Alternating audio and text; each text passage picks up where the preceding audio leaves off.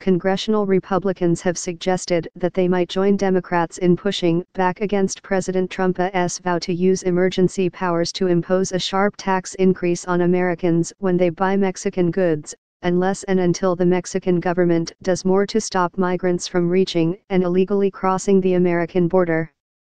Mr. Trump's threat to impose tariffs on Mexican goods would be his latest unorthodox use of standby authorities that Congress has delegated to the presidency for exigent circumstances, a set of unilateral powers he has been invoking with increasing aggression to bypass the legislative branch.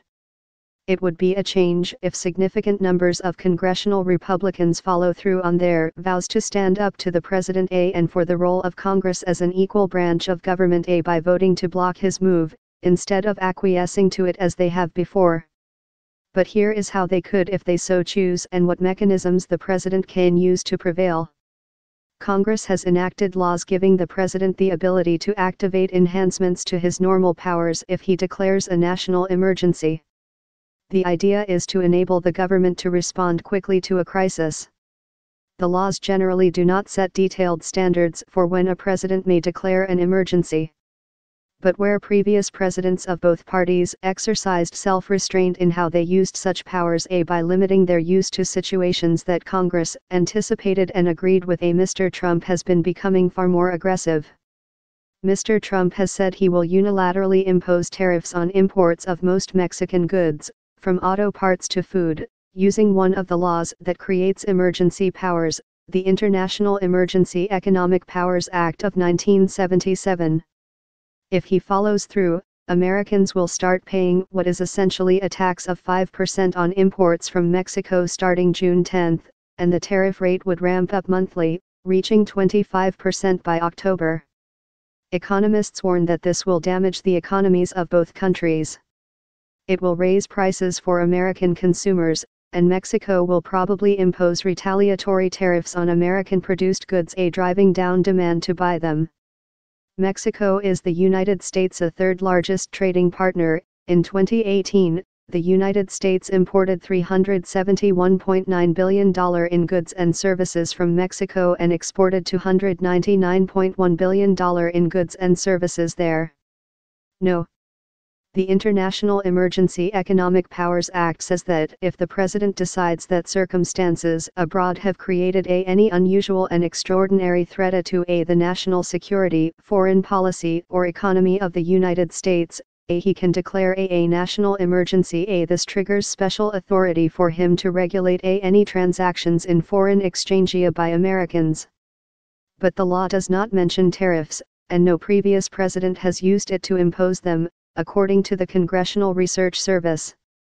The law has been used to impose sanctions on foreign adversaries and wrongdoers, blocking their property and prohibiting transactions with them, for things like terrorism, human rights abuses, malicious hacking, narcotics trafficking, and the proliferation weapons of mass destruction.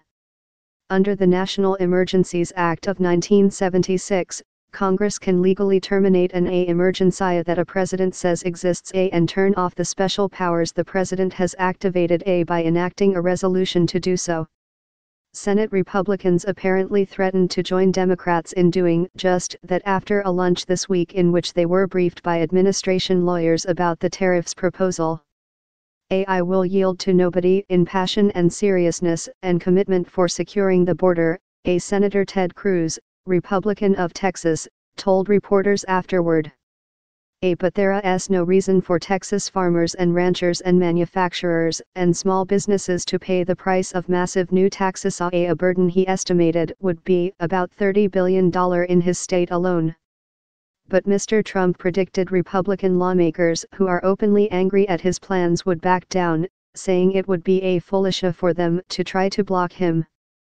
And because he can veto such a resolution, at least two-thirds of the lawmakers in each chamber must be willing to vote to override his veto for such a resolution to prevail, meaning many Republicans would have to take the political risk of publicly breaking ranks with Mr. Trump.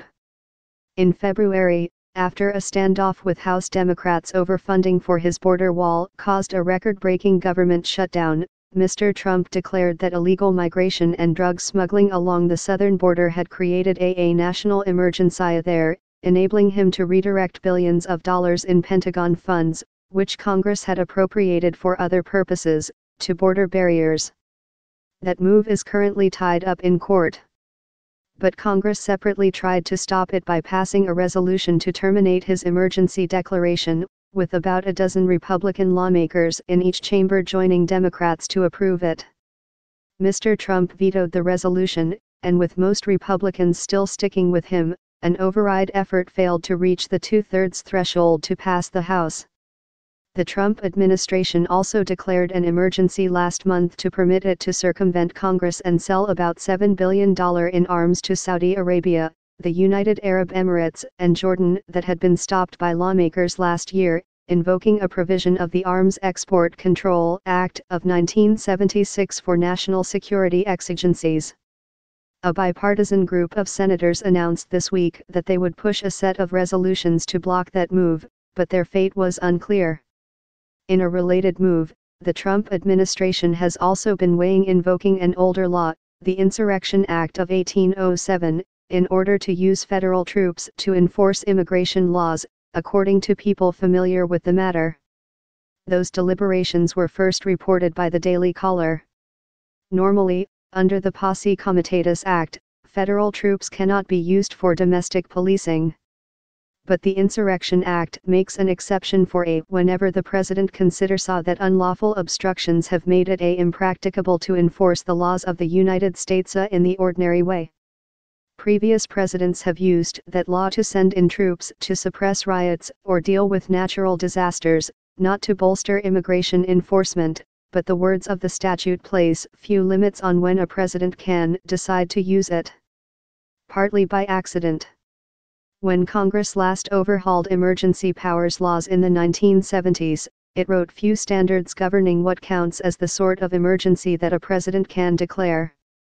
Lawmakers wanted the government to have flexibility to rapidly respond to a crisis whose precise contours might not be foreseeable.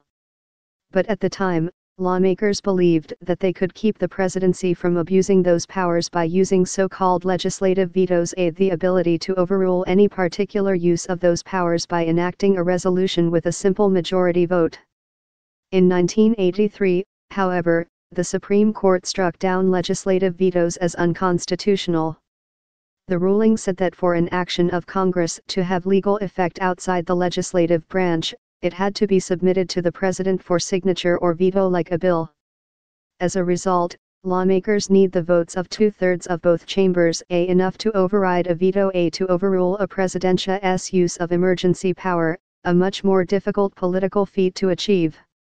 This change potentially unleashed presidents to use the congressionally delegated emergency powers in ways that contradicted the will of congressional majorities, an opportunity Mr. Trump is now taking advantage of.